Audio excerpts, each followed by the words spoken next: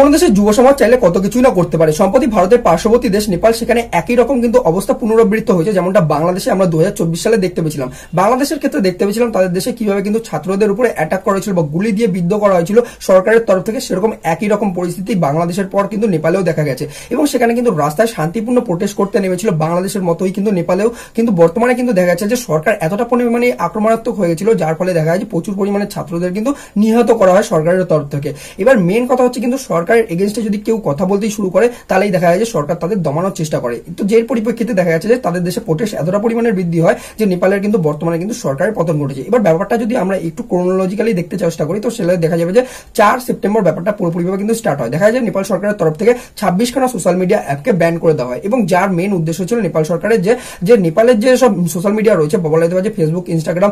X handle বা ইউটিউবের মতো যে বড় বড় সোশ্যাল মিডিয়া গুলো আছে সেগুলো ব্যান করে দেওয়ার মেন উদ্দেশ্য ছিল নেপাল সরকারের যে সোশ্যাল হারমোনিকে বজায় রাখতে হবে। কারণ হচ্ছে সোশ্যাল মিডিয়াতে প্রচুর পরিমাণে ফেক নিউজ ছড়ানো হচ্ছে, আর দ্বিতীয় হচ্ছে কিন্তু প্রচুর পরিমাণে ফ্রড হচ্ছে নেপালে। তো তার জন্য কিন্তু সরকার বলছে যে সোশ্যাল মিডিয়াকে কন্ট্রোল করার জন্য তারা চুক্তি করতে চাইছে এইসব সোশ্যাল মিডিয়া প্ল্যাটফর্মগুলোর সাথে। এবার সোশ্যাল মিডিয়া প্ল্যাটফর্মগুলো কোনো রকম ভাবে নেপাল সরকারের সাথে কিন্তু চুক্তি করেনি, যার দরুন কিন্তু ডেডলাইন পেরিয়ে যাওয়ার জন্য কিন্তু ব্যানটা লাগিয়ে দেওয়া হয়েছিল। কিন্তু সাধারণ মানুষের মনে কিন্তু অন্যরকম কথা চলছে, যেহেতু কিন্তু নেপালে একরকম কিন্তু বেকারত্ব চলছে, বা বলতে পারে যে বেকারত্বে এতটা পরিমাণে বৃদ্ধি হয়ে গেছে নেপালের সাধারণ মানুষদের জীবনযাত্রা চলায় প্রচুর পরিমাণে অসুবিধা হচ্ছে, এবং তাদের ছেলেমেয়েরা বাইরের দেশে কিন্তু কাজ করতে যাচ্ছে। 2 নম্বর হচ্ছে প্রচুর পরিমাণে কিন্তু ইনফ্লেশন বৃদ্ধি হয়ে গেছে, মানুষের জীবনযাত্রায় প্রচুর পরিমাণে প্রভাব আসছে, এবং 3 নম্বর হচ্ছে কিন্তু সরকারের প্রচুর পরিমাণে কারাপশন হয়ে গেছে, যেটা কিন্তু বাংলাদেশেও আমরা দেখতে পেয়েছিলাম যে সরকারে কিভাবে কিন্তু কারাপ্টেড কিন্তু পলিটিশিয়ানরা রয়েছে, এবং তার সাথে সাথে দেখতে পাওয়া যায় সেই কারাপ্টেড পলিটিশিয়ানের ছেলে মেয়েদের কিন্তু বড়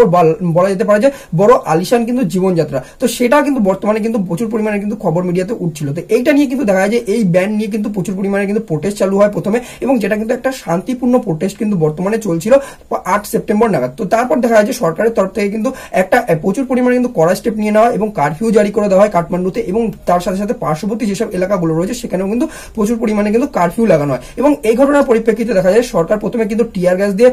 মানে আর কি ক্রাউডদের ভাঙানোর চেষ্টা করে, তারপর দেখা যায় সরকার পুরোপুরিভাবে ছাত্রদের উপর গুলি চালায়, এবং যার ফলে দেখা যায় যে 19 জন ছাত্ররা কিন্তু নিহত হয়, এবং প্রায় 400 জনের মতো ছাত্ররা কিন্তু এখানে কিন্তু আহত হয়, এবং গুরুতর আহত নিয়ে কিন্তু তারা দেখা যায় যে এই প্রোটেস্টটা চালু রাখে, এবং এরপর দেখা যায় যে প্রোটেস্ট প্রচুর পরিমাণে কিন্তু বাড়তে থাকে। তো এই ঘটনার পরিপ্রেক্ষিতে দেখা যায় তারপরে তাদের দেশের কিন্তু সরকার থেকে প্রথমে কিন্তু হোম মিনিস্টার তিনি কিন্তু রিজাইন করে, এবং তারপর দেখা যায় যে এগ্রিকালচার মিনিস্টার যিনি রয়েছে তিনিও কিন্তু রিজাইন করে, এবং তাদের মেন উদ্দেশ্য ছিল কিন্তু যে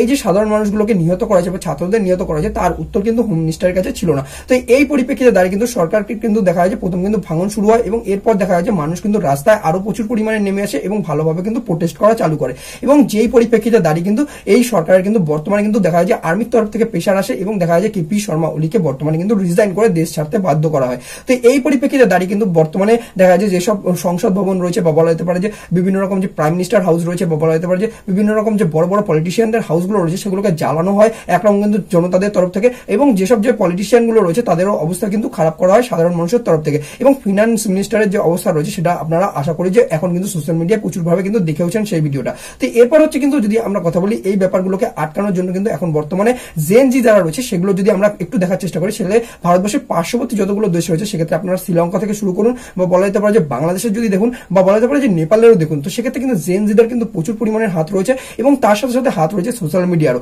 সোশ্যাল মিডিয়ার যুগে কিন্তু এরকম একটা দিন চলে এসেছে যেখানে কিন্তু কারাপশন করলে কিন্তু তাড়াতাড়ি কিন্তু সামনে চলে আসে, যেটা কিন্তু সোশ্যাল মিডিয়ার একটা খুবই ভালো দিক, এবং যেটা নিয়ে কিন্তু দেখা যাচ্ছে যে এখন কিন্তু যে প্রচুর পরিমাণে কিন্তু প্রোটেস্ট সরকারের এগেনস্টে যেখানে কিন্তু কারাপশন হয় প্রচুর পরিমাণের কথা কিন্তু সোশ্যাল মিডিয়াতে উঠে আসে। এরকম সেই ঘটনাটা যখন ধামাচাপা দেওয়ার চেষ্টা করে সরকার, এবং তার উপরে কিন্তু নেমে আসে কিন্তু এরকমই আঘাত। তো এক্ষেত্রে কিন্তু সোশ্যাল মিডিয়ার একটা গুরুত্বপূর্ণ ভূমিকা কিন্তু এই 3 দেশে কিন্তু দেখতে পাওয়া গেছে, এবং এক্ষেত্রে কিন্তু যুব সমাজেরও ভূমিকা কিন্তু ভালোভাবে পরিলক্ষিত হয়েছে। তো বর্তমান পরিস্থিতিতে কিন্তু সরকারের একটা কিন্তু আনস্টেবিলিটি সৃষ্টি হয়েছে, এবং পলিটিক্যাল ভ্যাকিউম কিন্তু সৃষ্টি হয়ে গেছে এখন নেপালে। তো সেক্ষেত্রে কিন্তু বাংলাদেশের মতোই হয়তো এখানে কিন্তু একটা ইন্টিম সরকার হয়তো পতিত হবে, এবং দেখা যাক যে নেপালে কত তাড়াতাড়ি কিন্তু নতুন সরকার কিন্তু আসতে চলছে, এবং নতুন সরকার আসলেও সেটা কতটা পরিমাণে কারাপশন ফ্রি হতে চলেছে, এবং দ্বিতীয় কথা হচ্ছে কতটা পরিমাণে সাধারণ মানুষের জীবনযাত্রায় প্রভাব আনতে চলেছে, ফিউচার যে গভর্নমেন্ট আসতে চলছে সেটা একটা বড় দেখার বিষয় রয়েছে। এবার এইসব জিনিস নিয়ে কিন্তু দেখা যাচ্ছে যে বিভিন্ন রকম ইন্টারন্যাশনাল মিডিয়া বা বলা যেতে পারে যে বাইরের যেসব দেশগুলো রয়েছে তারাও কিন্তু প্রতিক্রিয়া দিয়েছে, এবং পুরো ব্যাপারটা একটা ইন্টারন্যাশনালি নিউজ হয়েছে, এবং সেক্ষেত্রে কিন্তু ভারতবর্ষও কিন্তু ক্লোজলি ব্যাপারটাকে অবজার্ভ করছে। এবার যদি আমরা ইউএন এর কথা বলি সেক্ষেত্রে তারা বলছে যে একটা যে নর্মাল প্রোটেস্ট হচ্ছিল মানুষরা তাদের উপরে এরকম ভাবে আঘাত আনাটা কোনো রকম ভাবে ঠিক হয়নি বা উচিত হয়নি, এবং এখানে কিন্তু পিসটা রিস্টোর করতে হবে। এবং দ্বিতীয় যদি আমরা ওয়েস্টার্ন নেশনগুলোর কথা বলি সেখানেও কিন্তু একই রকমই মোটামুটি ভাবে কথা চলছে, এবং অন্যদিকে যদি আমরা ভারতবর্ষের কথা বলি তো ভারতবর্ষ কিন্তু ক্লোজলি অবজার্ভ করছে ব্যাপারটা, এবং ভারতবর্ষের যদি আমরা চিন্তার বিষয়টা দেখি তো ভারতবর্ষের কিন্তু একটা চিন্তারও কারণ রয়েছে, কারণ ভারতবর্ষের একটা বর্ডার স্টেট, কারণ হচ্ছে কি ভারতবর্ষের সাথে প্রচুর লম্বা একটা বর্ডার রয়েছে এবং সেক্ষেত্রে কি হচ্ছে যে প্রচুর পরিমাণে কিন্তু ইনফিল্ট্রেশন হওয়ার কিন্তু চান্সেস রয়েছে এখন বর্তমানে, এবং তার সাথে সাথে কিন্তু প্রচুর পরিমাণে আতঙ্কবাদী যারা কিন্তু পাকিস্তান থেকে যে কাঠমান্ডুর হয়ে কিন্তু ভারতবর্ষে প্রবেশ করে তাদেরও কিন্তু আসার প্রবণতা কিন্তু এই যে পলিটিক্যাল ভ্যাকুয়ামটা সৃষ্টি হয়েছে, একটা অরাজকতা সৃষ্টি হয়েছে নেপালে,